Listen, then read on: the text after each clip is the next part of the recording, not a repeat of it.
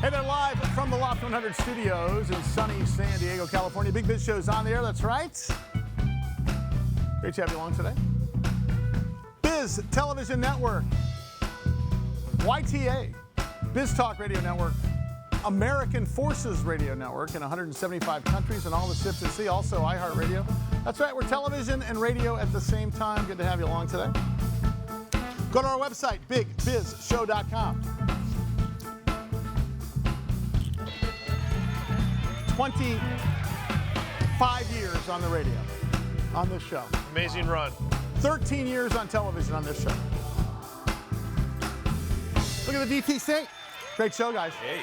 We're going to wrap it up here with a guest by the name of Cory Waggoner. Cory Waggoner is the Higher Yields Consulting CEO. He's the CEO and co-founder of a company called Higher Yields Consulting, which is interesting because they've got several projects going on. I want to explain to you how consultancies in this country are some. You know, there's only two ways to get rich in this country. You got to own real estate or you got to own a business. And by owning stock, you're owning a piece of the business, right? Yes, sir. But consultancies are, I think, top two as far as career getters. When you want to, if you want to change your life, do that. Cory, how are you, sir? Great to have you along today. What's happening? I'm doing well. How are you guys? Good, good. Cory, talk to us about what your consultancy specializes in. And then I also want to talk about, is the world of cannabis back? Let's use that as a second topic for us, because I hear cannabis is coming back like it was back in 2014 and 2015. So, Cory, take it away. Talk about your company. Yeah, so we're a vertically integrated cannabis consulting firm. We mainly operate in four verticals. The startup services, really just helping new entrepreneurs get into the industry, understand what they're getting into, budgets, timelines, resources. We do quite a bit of commercial construction in our system implementation, where we're designing the facilities, helping oversee the build outs, and then coming in and training the clients or the operators on how to operate them.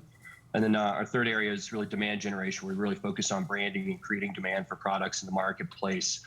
And our fourth vertical is growth services, where we're helping large organizations scale outside of maybe the 1 or 2 or 3 states that they're in, and develop partnerships and identify distressed assets. By the way, the website is higheryieldsconsulting.com. Cory, I have to ask you, cannabis was a darling of the stock market back in 2013 through 2016. And I'm not going to say it went out of favor, but I think when in Canada, when they had federal legalization, by the way, Canada's got a population the size of California. So although it was a big deal, it wasn't an earth-shattering deal. And their problem was that their regulations wouldn't let them advertise.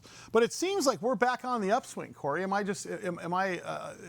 seeing this right? Because based upon what's in the news, based upon some of the companies I've interviewed and such, it seems like cannabis is on its way back into popularity. Not only as an investment, but it's going to be a staple here as far as products and services here in this country.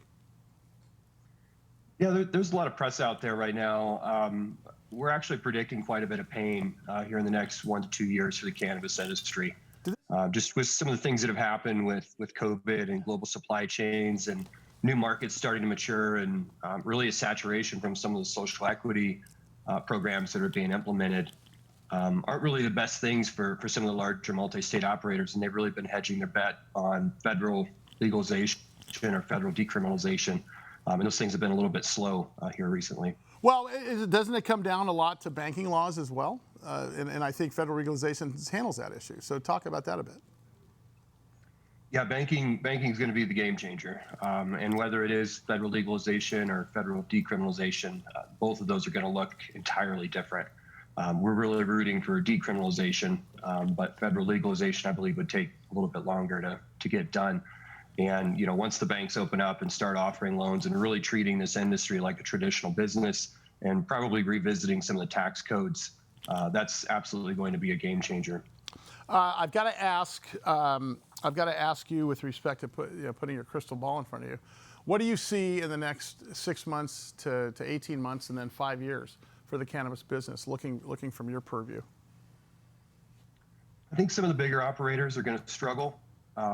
they've spent a lot of time the last 5 to 7 years really overvaluing and making bad projections into some of these markets and what the market shares would look like and how quickly they would move from medical to recreational. I do see a lot of the mid-level MSOs, some of the mid-level guys starting to make some pretty good strides. Most of them being private companies, though, not the public ones. And with respect, is that a short-term, long-term view? I mean, is cannabis going to be inserted as a fabric in this country once we get the banking laws, or is that going to happen in any case? Yeah, cannabis is always going to be big. I mean, the issue I think for us as we continue to grow is internationally, this industry is already growing very, very quickly. And we're kind of behind the curve as far as that goes. So it'll be really interesting when federal legalization or decriminalization comes, what that allows for, whether it's import and export, and if we operate as we have as states for so many years as a country in this industry, or if we'll be allowed to import product. Because a lot of people are really predicting that cannabis is just going to become a commodity, and it's going to be grown in the same places that a lot of these types of plants are grown around the world and just imported. Cory, before you get out of here, I want to make sure I'm clear on when you say the bigger cannabis companies are going to be struggling. When you consider that weed sales are now close to $27 billion, up from $25 billion in 2021, and you consider that that 91% of adults want to legalize weed, and mergers and acquisitions have nearly doubled between 20 and 21. That shows a pretty bright picture. When you say they're going to be struggling, give me the context of that for me. Like the bigger operators that you mentioned. They may not necessarily struggle, but yeah, there just has to be a paradigm shift.